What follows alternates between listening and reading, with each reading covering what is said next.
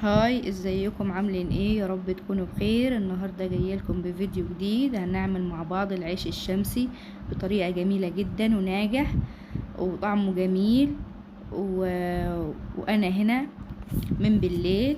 ده الدقيق، وهنا معايا ميه، شويه ميه كده. هنعمل هنخمر للعيش الشمسي. وانا هنا معايا الخميره دي، باخدها من كل خبزه بعملها، من كل خميره بعملها. هنزل بيها في الميه وهدوبها كويس. ولو فيها اي تكتلات كده هنشيلها، نخليها دايبه كويس كده، وما نخليش اي حتت خالص عجين في الميه. هنشيلها، حاجات ناشفه ولا اي حاجه، زي ما انتوا شايفين كده. بعد ما دوبتها كويس هنزل بشوية دقيق بالنظرية كده، يعني على قد المية. يعني انت لو عاملة مثلا 5 علب دقيق، هنعمل منهم علبة دقيق خميرة وكده، يعني زي ما انتوا شايفين، يعني بالنظرية كده، وانتوا شايفين الكمية قد ايه اللي معايا.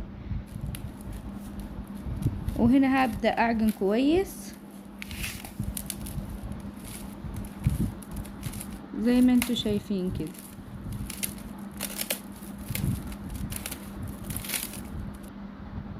هعجنها كويس، وزي ما انتوا شايفين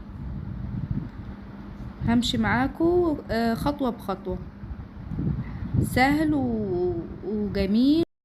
هنا بعد ما عجنتها هاخد حتة عجينة، دي الخميرة اللي هنعجن عليها الخبزة الجاية ان شاء الله. فانا هاخد حتة عجينة كده قبل ما احط البيرة، لسه هنحط البيرة. فهناخد حتة من كده من العجين، ودي هتبقى الخميرة. نحطها في الدقيق كده، واحطها في كيس، واحطها في التلاجة.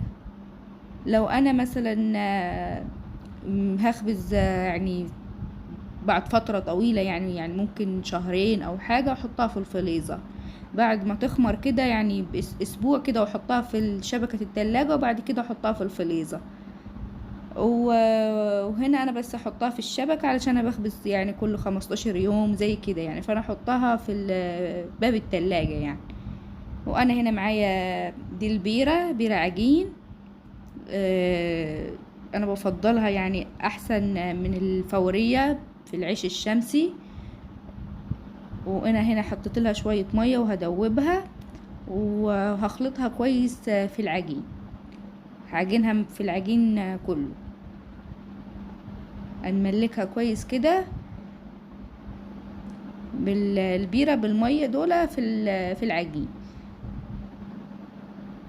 هعجنهم كويس لحد ما المية دي تتشرب في العجين. وانا هنا من بالليل، يعني زي الساعة 10 زي كده يعني. واحنا هنا في الصيف، والمية اللي انا استعملتها في الخميرة واللي هستعملها في العجين دي مية من الفلتر عادي، او الحنفية الموجود عندك يعني وكده. مية عادية ما تسخنش. لو في الشتاء هنسخنها طبعا عشان الجو برد، عشان يخمر معانا العيش. بس احنا هنا الجو حر، فهنستخدم مية من الحنفية عادي.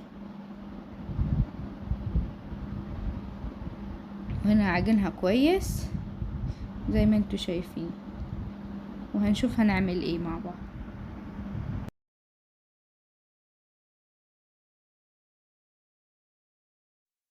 وانا هنا خلصتها عجين كده، هرش عليها شوية دقيق واطبطبها كده شوية بايدي يعني كده، وده شكلها.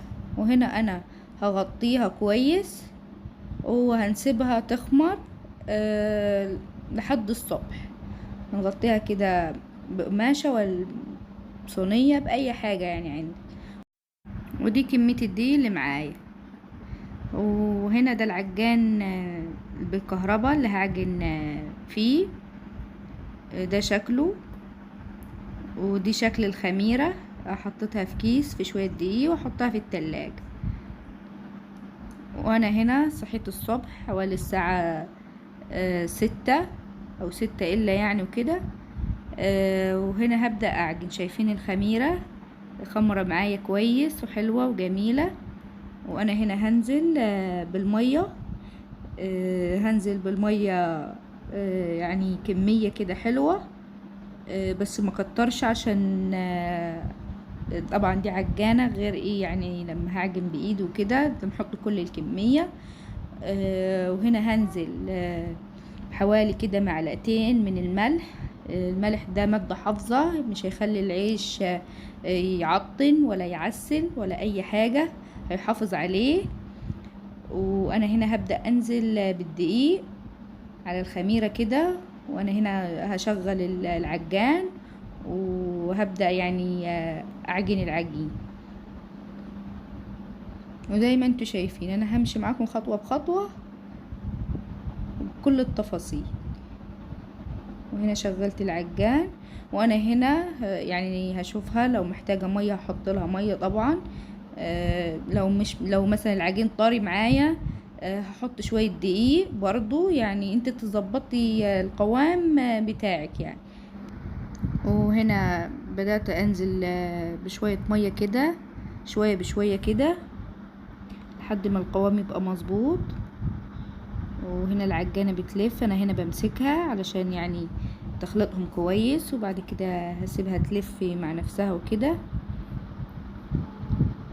وهنا هسيبها كده القوام مظبوط معايا، هسيبها تعجنهم كويس يعني. وهنا شايفين القوام بدأ كده ينعم معايا.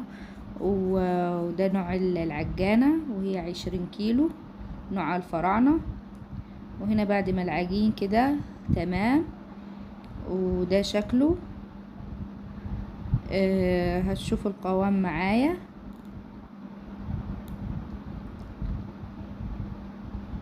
انا كده هنقطع رغيف كده مع بعض ونشوف القوام بتاعه. القوام مظبوط شايفين، ولا هو يعني متماسك ولا هو طري يعني، القوام مظبوط.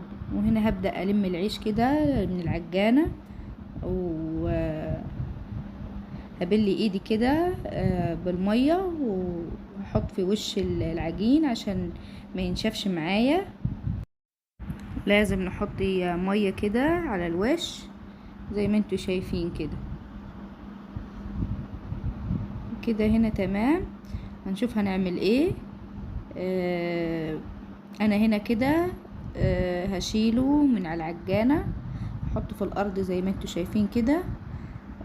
وهنا هغطيه، يعني هسيبه يريح كده ربع ساعة.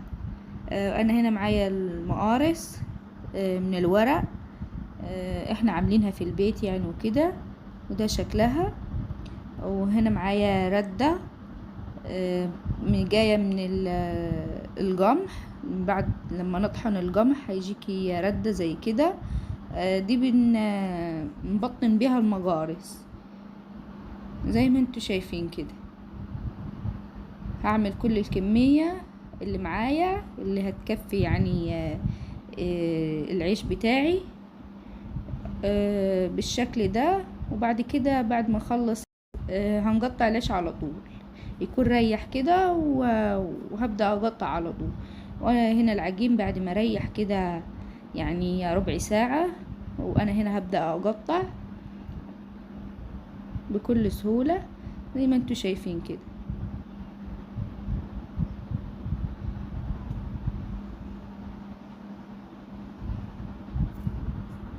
بالشكل ده. وانا هنا هجيب يعني هحط ايدي كده في الدقيق حاجة بسيطة كده، عشان انا هنا بحط العيش يعني بقلبه على الناحية التانية، مش بقطعه كده على طول، بقلبه على الناحية الناعمة على الناحية التانية. هتشوفوا الطريقة ازاي زي ما انتوا شايفين كده كده. والحتة الناعمة اخليها من فوق زي ما انتوا شايفين كده بكل سهولة. هقطع كده رغيف تاني معاكم وتشوفوه بكل سهولة.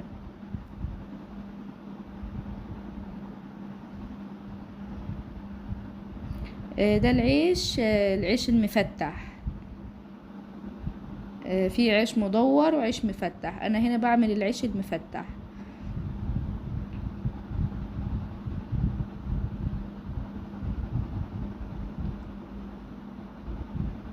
بالشكل ده. شايفين تطلع مدورة وحلوة وبكل سهولة. وانا هنا هعمل كل الكمية واقطعها كده يعني بنفس الطريقة، ونشوف هنعمل ايه. وهنا يعني واحدة تقطع وواحدة تدب العيش. دي امي كانت هي اللي بتدب العيش. هنا معانا النشابة دي، هي بتفرد بيها العيش بكل سهولة. هتدب العيش من غير اي تعب، ايدك مش هتوجعك. هيتفرد معاكي بكل سهولة. الناس اللي عارفة العيش المفتح يعني الدب بتاعه صعب، ان بنفردوه على الاخر بيبقى الطبقة بتاعته واطية زي ما انتوا شايفينها كده. فبصراحة النشابة دي هتسهل عليك كتير. وزي ما انتوا شايفين ده شكل الدب العيش المفتح، ده شكله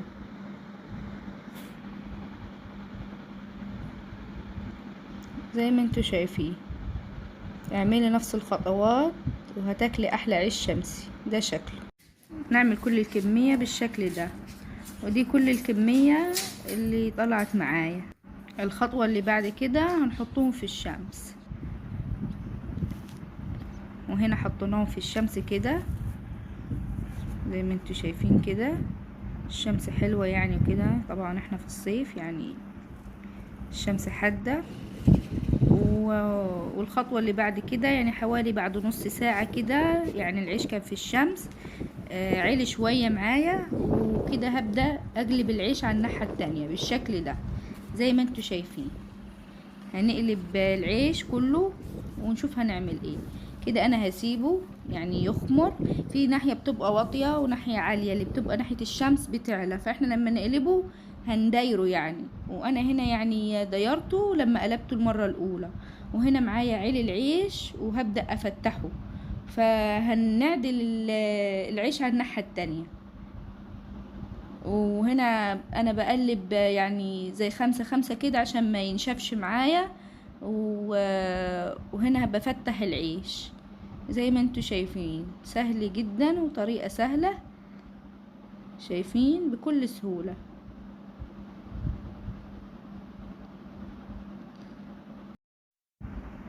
هعمل كل الكمية افتحها يعني كلها، وهنشوف هنعمل ايه.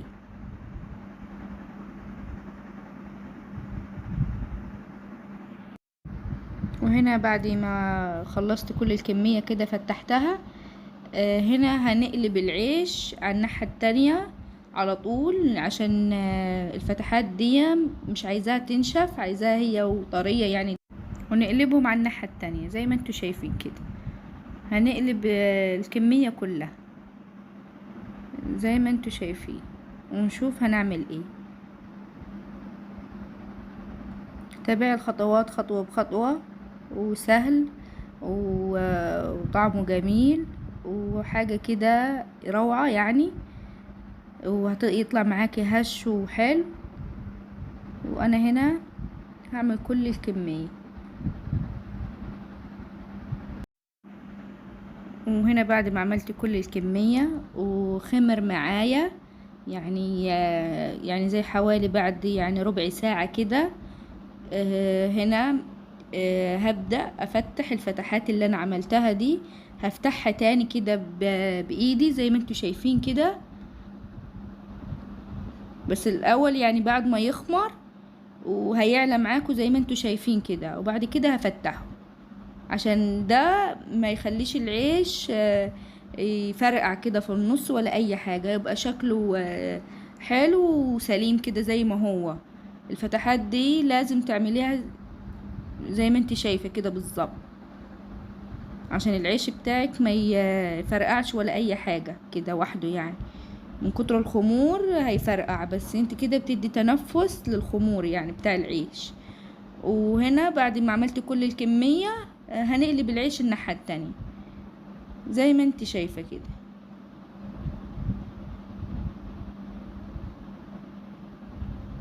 دي اخر مرحلة بعد كده هنحطوه في مكان في وجه شمس يعني عند الفرن. وهنا انا شغلت الفرن وهنبدأ نرص بعد ما الفرن كده تسخن كويس كده، بس مش خالص يعني عشان العيش ما يتحرقش معايا. بعد ما تسخن كده وهبدأ هرص العيش زي ما انتوا شايفين كده بالشكل ده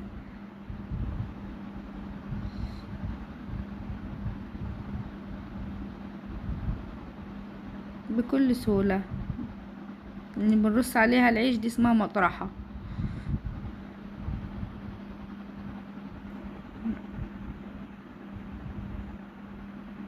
ارص يعني كل الكمية ونرجع لكم زي ما انتوا شايفين، ونهدي النار على الاخر زي ما انتوا شايفين كده. النار هادية علشان ما يتحرقش معاكي. وهنقفل الفرن وبعد كده يعني 10 دقايق نفتح الفرن ونشوف العيش. وهنا انا بداير العيش يعني انتي هتكوني مركزة في الفرن بتاعتك. المكان اللي بيحمر العيش هنحط فيه العيش الابيض، والعيش الاحمر هنحط فيه المكان العيش اللي مش بيحمر. ده اسمه ديار العيش زي ما انتوا شايفين عشان يطلع معاكي العيش كله لون واحد. يعني تحطي العيش مش يحمر تحطيه في تحت الشعلة اللي هتحمر لك العيش، والعيش اللي معاكي حمر كده تحطيه على الجوانب كده بعيد عن شعلة النار. وهنا العيش استوى يعني حوالي بعد نص ساعة كده العيش معايا استوى. وهنا هبدأ هنطلع العيش من الفرن زي ما انتوا شايفين. العيش كده تعرفيه استوى ازاي؟ هتلاقيه بيرن كده رنة حلوة يعني كده مش تقيلة، بترن كده، فده معناه انه العيش استوى. فهنطلعه وهنرص الرصة التانية. وهنا هطلع كل الكمية كده من الفرن استوت. شايفين جمال العيش جميل جدا، حاجة كده روعة. وهنا هبدأ ارص الرصة التانية زي ما انتوا شايفين كده.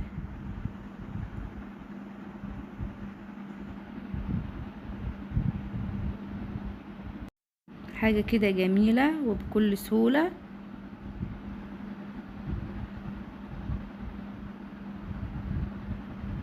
ارص كل الكمية ونرجع لكم نشوف هنعمل ايه. العيش اللي استوى معايا كده معايا كرتونة، وهنا هحط عليها العيش لحد ما ينشف كده. وهنا ده العيش الرصة التانية ده في الفرن استوى. وانا هنا هطلعه وهنا بشوفه هنا استوى ولا لا، يعني كده بنقلبه كده ونشوفه بيرن ولا لا زي ما انتوا شايفين كده. شايفين شكله، شايفين جماله، حاجة كده جميلة جدا جدا وناجح ومن اول مرة. وهنا هبدأ اطلع باقي العيش. وهنا هنسيب العيش يبرد خالص خالص يعني ممكن لحد يعني الساعة 6 المغرب زي كده يعني.